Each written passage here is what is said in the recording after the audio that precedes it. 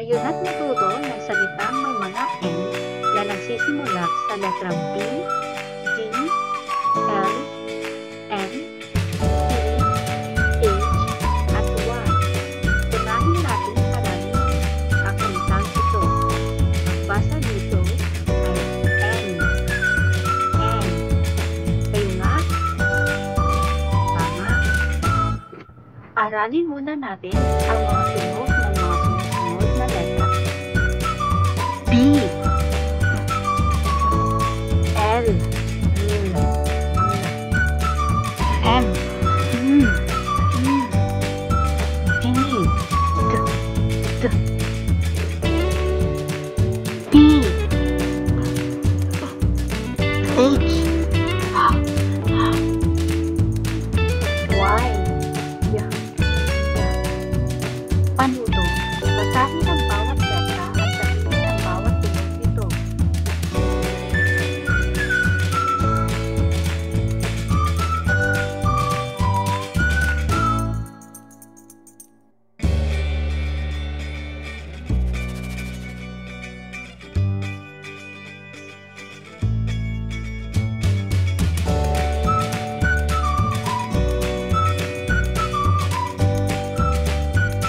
Atin nang pagsamahin ang letra at ang salitang N. Unahin natin ang letra B.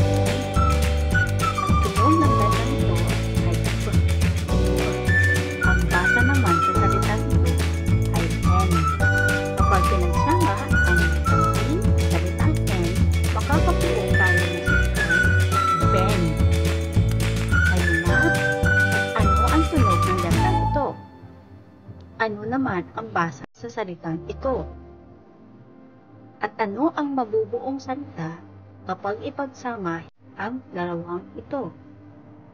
Tama, Ben. Ito ay letter D. Ang tunog nito ay D. D. Ito naman ay salitang N. Kapag pinagsama ang letrang D at salitang N, ay makakabuo tayo ng salitang den. Sige, kayo naman. Ano ang letrang ito? Ano ang tunog ng letrang ito? Ano naman ang basa sa salitang ito? Kapag ipagsama ang letrang D at salitang N, ano ang mabubuong salita? Tama, magaling. Den.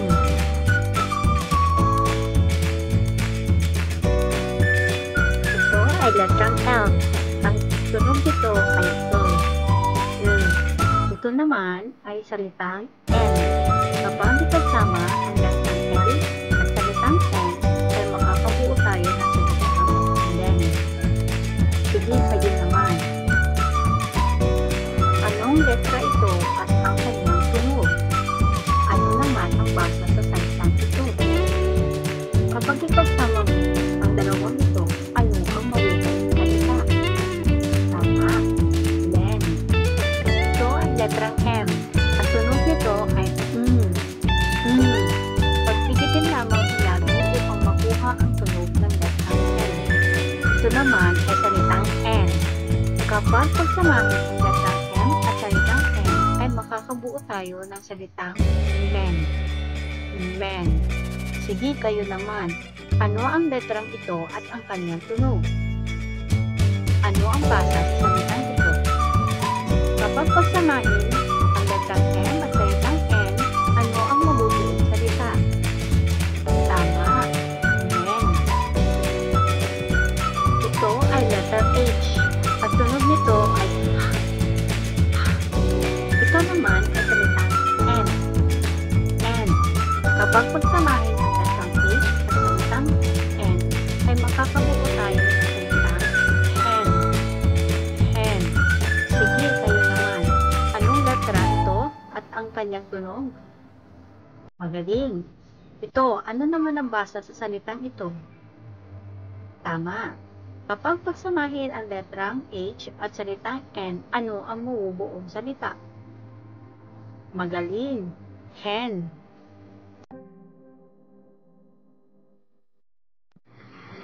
Ito ay letrang Y.